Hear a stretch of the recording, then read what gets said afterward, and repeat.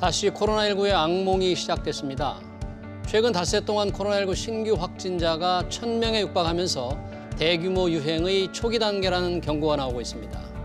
지금의 확산세를 통제하지 못할 경우 의료 시스템 붕괴와 경제적 재앙마저 우려되는 상황인데요. 감염내과 전문의이자 질병관리본부 역학조사관을 지낸 신상엽 KMI 한국의학연구소 학술위원장 모시고 자세한 얘기 나눠보겠습니다. 신 위원장님 어서 오십시오. 네, 안녕하세요. 지난 2월에 코로나19 확산할 때 자주 오셨는데 좀 안 뵙기를 바랐는데 나오셨네요. 네, 뭐 그렇게 됐습니다. 자, 지금 코로나19가 재유행이 심각하니까 정세균 국무총리가 오후 5시에 대국민 담화를 발표한다고 해요. 지금 중앙재난안전대책회의를 아마 지금 주재하고 계시는 것 같은데 대국민 담화라면 어떤 내용을 당부하게 될까요? 지금 이제 최근 들어서 이제 수도권의 코로나19 유행이 좀 이제 확산되는 예. 양상을 보이면서 이제 얼마 전에 이제 그 서울과 경기 지역에 이제 강화된 사회적 거리두기 이제 2단계가 이제 발효가 됐고요. 예. 부산도 이제 엊그저께 이제 같이 이제 동참을 했는데 아마도 여기에 더해서 인천 지역 같은 경우도 같이 이제 사회적 거리두기 2단계로 상향될 이제 가능성이 있고요. 네. 그리고 지금은 이제 사회적 거리두기 2단계이긴 하지만 예.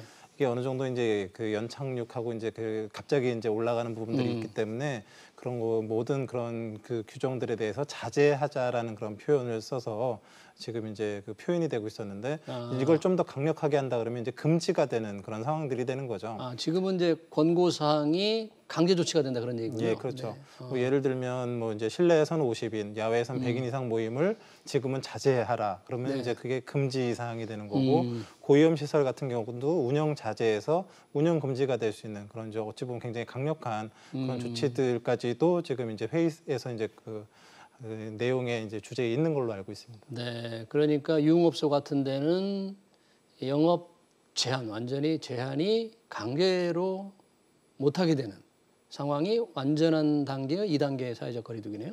네, 그렇죠. 이제 지금 고위험 시설 같은 경우는 이제 정부에서 이제 그 위험도에 따라서 이제 시설에 대한 그런 네. 분류를 하고 있는데요. 네. 이제 그런 고위험 시설들 중심으로 인해서 이제 영업 금지나 이런 조치들이 이제 적극적으로 취해질 수 있다라고 이제 보시면 될 것 같습니다. 지금 갑자기 이게 늘어나는데 지금의 확산세를 본다면 이제 2단계로 완전한 2단계 사회적 거리두기를 넘어서서 혹시 뭐 3단계 조치가 검토될 시점 아닌가 뭐 이런 지적도 있는데 우리는 아직 3단계를 검토해야 될 상황은 아닌가요? 이제 사회적 거리두기는 이제 1단계, 2단계, 3단계로 예. 이제 3단계로 나누어집니다. 이제 그 지금 이제 2단계에 이제 어느 정도에 이제 속한 그런 환자 발생 양상을 보이고는 있는데요. 예. 이제 3단계라 하면 주로 이제 100명, 200명 이상의 환자가 계속 나오는 상황에서 일주일에 2번 이상 그 확진자 수가 2배 더블링이 되는 게 2번 이상 확인되는 그런 급격한 이제 유행의 확산세에서 이제 3단계로 올리게 됩니다. 근데 3단계 같은 경우는 대부분의 아주 필수적인 경제 그런 이제 활동들 그 생계 활동 외에는 모두 다 금지가 돼 버리기 때문에 굉장히 경제적인 그런 문제들이 생기게 되는 그런 부분들이 있어서 굉장히 신중하게 이제 다가가야 되는 단계라고 생각을 하고요. 2단계에서 이것도 굉장히 강력하게 하게 됐을 때 사실은 이제 어느 정도의 굉장히 이제 영향력이 있을 수밖에 없습니다. 이제 생활에. 지금 최근 닷새간 보면 세 자릿수 100명 이상 그리고 오늘 또 200명이 넘었잖아요. 이런 추세로 본다면 계속 확산될 수밖에 없는 그런 상황입니까? 어떻습니까? 예전 이제 2월 달에 이제 예. 신천지 대구 유행 때는 이제 동일한 위험 집단에 의해서 이제 많은 확진자가 나왔지 않습니까? 근데 지금은 물론 이제 많은 확진자가 나온 그런 유행도 있지만 한 거의 20개 이상 정도의 그런 크고 작은 유행들이 합쳐져서 100명, 200명 이상의 지금 숫자를 만들고 있는 거거든요. 이제 방역 당국의 입장에서는 과거에는 그 한 위험 집단의 모든 방역 역량을 집중해가지고 거기를 관리하면 되기 때문에 확진자가 많이 나오더라도 거기에 대한 대처가 하나에 딱 집중이 됐었다 그러면 지금 뭐 수십 군데에 대한 부분들을 전부 다 가서 파악하고 그 각각에 대해서 대처를 해야 되기 때문에 결국은 힘이 나눠질 수밖에 없고 방역 당국에서 이런 그 각각의 모든 유행들을 또 관리하기가 굉장히 어려운 부분들이 있고요. 그 와중에 지금 뭐 이제 뭐 그 대규모 집회와 연관된 부분들까지도 같이 고려를 해야 되는데 거기 뭐 모인 분들이 너무나 많기 때문에 그러니까. 사실 이제 그런 부분 통제까지 이제 네. 같이 이제 뭐 맞물려 있는 상황이기 때문에 결국은 방역 당국의 통제만으로는 이 코로나19를 그 방역을 충분치 못하다고 생각을 했기 때문에 결국 전 국민이 다 위험에 빠져 있는 상황을 전제해서 사회적 거리두기 단계를 올리게 되는 거죠. 그래서 국민들이 조심을 해야만 또 그런 부분들이 이제 억제를 할 수 있기 때문에 그런 것들이 이제 방역과 이제 국민들의 노력들이 같이 어우러지는 그런 단계라고 볼 수 있습니다. 그러니까 국민들의 노력 없이는 방역 당국의 노력만으로는 좀 한계가 있다는 얘기인데, 네, 그럼 2월에 비하면 지금의 확산 속도가 지금 훨씬 빨라진 거죠? 뭐 빨라졌다고 표현할 수도 있겠지만 예. 넓어진 거죠. 넓어진, 옛날에는 이제 대구라는 일정 예. 지역에서 한 고위험 집단만 있었다 그러면 지금은 수도권에서도 여러 군데서 나타나고 있고 지방에서도 나타나고 있고 그런 것들이 이제 다 같이 모여가지고 이제 개별적인 유행이 계속 진행되고 있는데 특히 이제 사랑제일교회만 해도 뭐 교인이 한 4,000명 정도 되는데 네. 신천지 대구교회가 9,000명이었거든요. 사실 뭐 이렇게 굉장히 큰 규모에서 이제 많은 또 확진자가 또 나오고 있어서 이런 크고 작은 유행들 다 전부 다를 전반적으로 다 관리를 해야만 이제 전체적인 유행이 사그라들 수 있는 그런 좀 어려운 상황이라고 볼 수 있습니다. 지금 그 감염원을 모르는 왜 깜깜이 감염이라는 게 있잖아요. 그럼 2월에 비하면 깜깜이 감염률이 훨씬 더 높아진 겁니까 지금? 사실은 이제 신천지 대구의 유행 같은 경우는 깜깜이 유행이 아니라 위험 집단이 딱 있으니까 알고 있었지 않습니까? 네. 근데 지금 같은 경우는 어디서 왔는지를 모르는 그런 감염 그런 그 유행 비율이 10%를 넘어가고 있거든요. 이런 경우라 그러면 결국은 방역 당국에서 통제 바깥에서 방역 당국에서 놓치고 있는 부분에서 환자가 발생하고 있기 때문에 결국 이 놓치는 것이 전국 어디서든지 다 지금 벌어질 수 있는 예. 그런 상황이라는 것들을 의미하고 그러니까 방역 당국의 통제로 이게 지금 잡히고 있지 않다라는 것들이 그걸로 나타나게 되고요. 또 이제 또 하나가 또 중요한 게 감염 재생산 지수라고 해서 예. 한 사람이 다른 사람을 몇 명을 감염시킬 수 있느냐. 뭐 예를 들면 한 명이 한 명도 감염시키지 못하면 그건 유행이 이제 확산이 될 수가 없지 않습니까? 예. 근데 한 2주 전까지만 해도 이 감염 재생산 지수가 0.8 굉장히 낮았었던 예. 상황이었는데 지금 이제 8월 15일 정도까지 최근까지 보면 뭐 이제 뭐 1.8 정도 왔다 갔다 뭐 예. 계산에 따라서는 2가 넘어가거든요. 그러니까 한 명이 2명 이상을 감염시키는 상황이라 그러면 방역 당국 지금 굉장히 열심히 노력하고 있는데 네. 계속 그 유행이 확산할 수밖에 없는 상황. 예. 그럼 결국은 깜깜이 환자도 늘어나고 그다음에 전파 양상, 감염 재생산 지수도 올라가고 이런 상황에서는 국민들 개개인이 노력을 해서 스스로가 걸리지 않도록 노력하지 않으면 이 유행이 잠잠해질 수가 없다. 그런 견지에서 또 이제 사회적 그 거리두기의 단계를 강화하는 그런 네. 이제 상황이 오게 되는 거죠. 지금 뭐 사랑제일교회도 말씀하셨지만 사랑제일교회 교인 뭐 4천여 명 중에서 아직 연락이 안 되는 분도 800여 명 가까이 된다고 그래요. 네, 맞습니다. 그렇다면 그런 분들을 통한 지금 보이지 않는 감염이 이루어지고 있을 수 있다. 이런 의심을 하지 않을 수 없잖아요. 예, 맞습니다. 이게 네. 지금 제일 중요한 부분인데요. 네. 결국은 지금 보면 4,000명 지금 상당수 이제 검사를 하고 있는데 거의 양성률이 15%가 넘어갑니다. 15%. 예, 15%가 넘어가고 있는데 그럼 결국은 그 800명 중에서도 15% 정도는 사실 감염자일 수도 있는 거지 않습니까? 근데 이분들이 이제 그 감염병 이런 역학조사에서 가장 중요한 게 네. 이런 위험 요인이 있는 분들을 가장 빨리 격리를 해야 됩니다. 이분들이 지역사회에 돌아다니고 있으면 그 지역사회에 돌아다니는 부분들에서 계속 전파를 시킬 거 아닙니까? 네. 근데 그럼 800명 같은 경우는 이분들은 분명히 이 중에는 감염자가 있는데도 격리가 되지 않고 있다라 그러면 이분들이 계속 오랜 기간 진단되지 않고 본인의 이제 있는 일상에서 많은 사람들을 감염시킬 수가 있기 때문에 최대한 빨리 연락처를 확보해서 이제 이분들을 격리하고 또 그 위험에 노출되신 분들은 방역 당국에서 찾을 때까지 계실 게 아니라 본인들이 적극적으로 나서가지고 선별진료소 가서 검사를 받으셔갖고 본인 스스로 또 이제 문제가 생길 수도 있는 부분들이지 않습니까? 그래서 네. 검사를 받으시는 것도 지금 굉장히 중요한 자발적인 검사가 굉장히 필요한 그런 상황이라고 볼 수 있겠습니다. 근데 뭐 자발적인 검사가 필요하다는 건 차치하고라도 당국에 제출한 그 신도 명단조차 정확하지 않았다는 거예요. 그래가지고 어떻게 이 방역 당국에서 관리를 할 수 있겠어요? 네. 그러니까 이제 그 문제죠. 지금. 네. 그러면 이렇게 빨라진 거에 대해서 만약에 사회적 거리두기를 강화하게 된다면 그것만으로 이게 통제가 좀 될 수 있는 건지 아니면 개인들이 어떤 좀 조치를 더 준비나 대책을 해야 되는지 그냥 뭐 걱정만 하고 있을 수는 없지 않습니까? 그 코로나19 같은 경우는 저희가 이제 신천지 대구 유행 예. 때 이미 유행 경험을 했지만 그 사회적 거리두기를 대구 지역에서 강화했을 때 예. 결국은 유행이 사그라들었지 않습니까?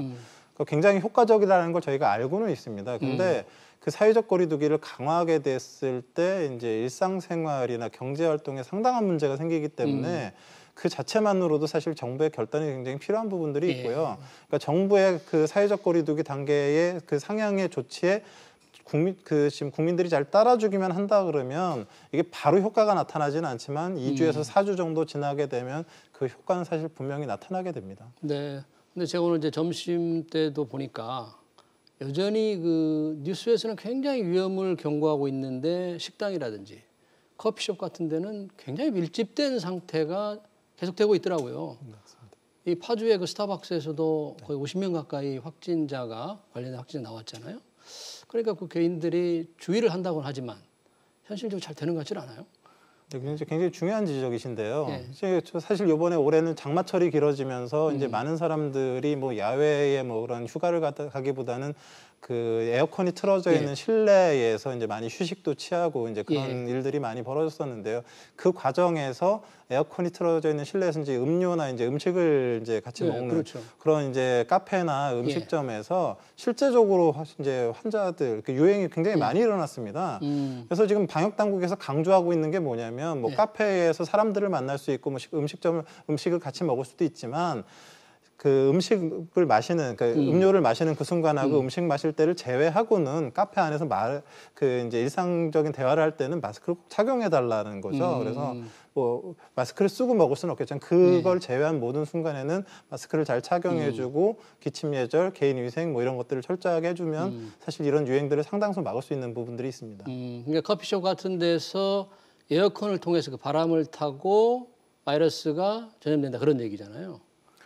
그 뭐 에어컨이 이제 뭐 감염의 주된 원인이 되지는 못하고요. 이제 그 결국은 코로나19는 호흡기 비말과 접촉에 의해서 감염이 되는데 에어컨과 같은 그 공조 장치가 있게 되면 원래 비말은 1~2m 이상 못 날아가지만 이렇게 바람을 불어주면 더 멀리 날아갈 수 있지 않습니까? 그러니까 그런 공조 시스템이 있는 환경에서는 보다 위험 범위가 넓어질 수가 있는 부분들이 있죠. 그러니까 바이러스가 이렇게 오염된 범위가 넓어지면 접촉 감염의 확률도 넓어지고 또 공기가 그 비말 감염의 범위도 넓어지기 때문에 그렇기 때문에 더 그런 안에서 음식 먹을 때 제외하고는 마스크를 잘 착용해 달라 이렇게 얘기를 하고 있는 거죠. 네. 이번에 이런 상황이 오기 전에 물론 정부가 결정했지만 그 외식 지원을 하면서 할인 지원을 하면서 밖에 나가서 많이 식사도 하고 좀 모임을 권유하는 듯한 걸 했잖아요. 물론 이제 그 전에 결정이 됐긴 한데 이런 것들이 좀 상반된 메시지를 결과적으로 전해준 게 아닌가 그런 비판도 있어요. 사실 뭐 이제 코로나19 바이러스가 굉장히 영악한 바이러스 같아요. 그래서 조금이라도 틈이 보이면 그 틈을 뚫고 들어와서 또 본인의 생존을 하고 있는 그런 양상을 보이고 있어서 일단 지금 이제 어찌 보면 대규모 유행이 될 수 있는 그런 초반 단계에 좀 더 적극적으로 이제 노력을 해서 지금의 유행을 가라앉히는 그런 것들이 이제 중요할 거라고 생각합니다. 지금 이 대규모 유행이 이 트렌드가 우리가 만약에 통제하지 못한다면 또는 이제 통제가 제대로 안 된다면 현재 우리 병상 상태라든지 이런 준비는 어느 정도 돼 있다고 봐야 됩니까? 뭐 방역 당국에서 이미 이제 그런 안 좋은 상황들까지 가정을 해서 이제 열심히 준비를 하고 있죠. 그래서 기본적으로 이제 3단계가 필요합니다.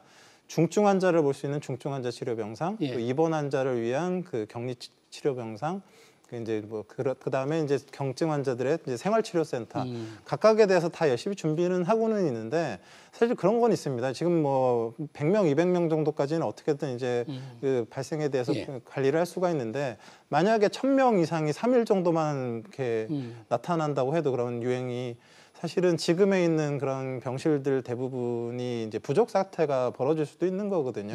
그러니까 이런 1000단위의 환자 발생이 생기기 전에 어떻게든 관리를 해야지만 지금의 병실 부족으로 인해서 치료를 제대로 못 받아서 이제 위험에 빠지는 분들이 생기지 않게 될 수 있어서 그런 부분들이 이제 더 강조를 하고 있는 거죠. 그런 부족 현상이 생기기 전에 관리를 하자 이게 1차적인 목표가 되는 거죠. 네.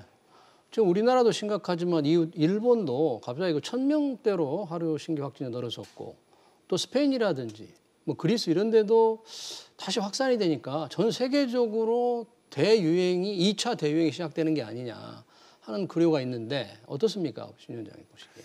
뭐 1차, 2차를 뭐 사실 뭐 붙이는 것보다는요. 이제 사회적 거리두기를 강화하면 유행이 사그라들었다가 예. 조금 약화시키면 또 유행이 늘어났다. 이걸 지금 계속 반복하고 있는 거거든요. 전 나라들이. 예. 우리나라 역시도 약간 뭐 조금 이게 약화된 사회적 거리두기 상황에서 또 예. 한 번 이제 문제가 생긴 거고요. 예. 그래서 이걸 갖다 이제 또 너무 또 강화하면 경제에 문제가 생기고 너무 약화하면 또 이제 코로나19가 문제가 생기고 이 경제와 방역의 이제 이런 줄다리기 상황을 사실 우리는 방역 당국이 지금까지 꽤 잘해왔다고 생각을 하는데 네. 또 한 번에 이제 시험대가 이제 오르게 된 거죠. 이제 네. 이번 상황으로. 우리나라가 세계적으로 칭송을 받은 것도 이제 K 방역에서 굉장히 바이러스 관리도 잘하고 경제도 잘 지탱해 왔다는 그런 평을 받았잖아요. 그러면 국민들이 노력하지 않으면 이런 K 방역의 성과도 지금 물거품이 될 수도 있기 때문에 결국은 말씀하신 대로 바이러스가 굉장히 영악한데 우리 개인이 어떻게 준비하느냐에 따라서 달려 있겠군요. 그렇죠. 이제 뭐 결국 이제 방역 당국에서는 전체적인 큰 이제 흐름을 제시를 하는 거고요. 결국은 이제 개개인들은 의도적으로 사회적 거리두기를 실천하고 또 특별한 상황이 아니면 반드시 마스크를 착용해주고 또 기침 예절 지켜주고 손 잘 씻고 이런 기본들만 잘한다고 해도 유행 같은 경우는 어느 정도 이제 크게 사그라들 수 있기 때문에 네. 사실 이제 기본에 충실해야 될 거라고 생각합니다. 국민들의 경우는. 지금 외신을 보니까 말레이시아에서 전염력이 10배 강한 변종 바이러스가 발견됐다.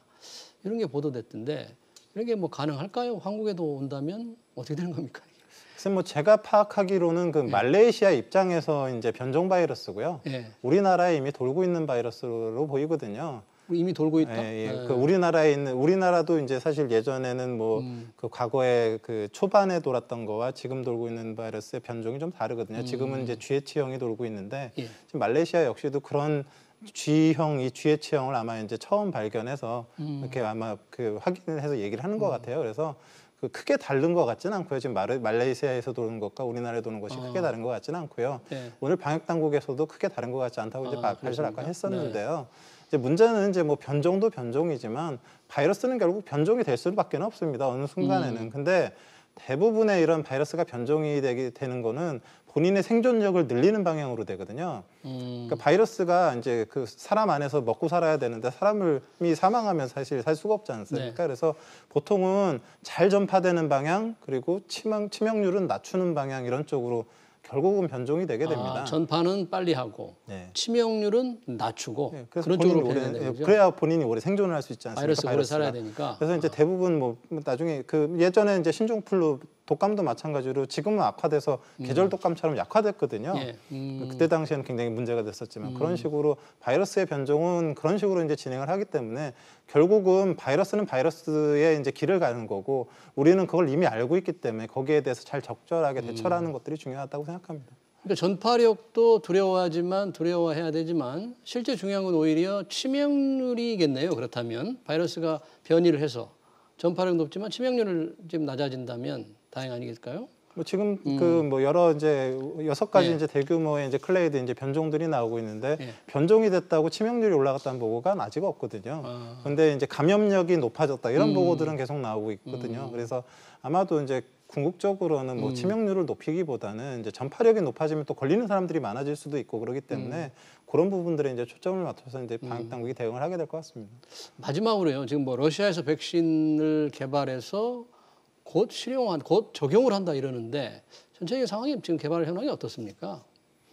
글쎄 뭐 지금 러시아 백신 같은 경우는 이제 그 기본적으로 백신이 개발되려면 그 임상의 네. 1상, 2상, 3상 연구가 끝나고 이제 승인을 받게 되는데 네.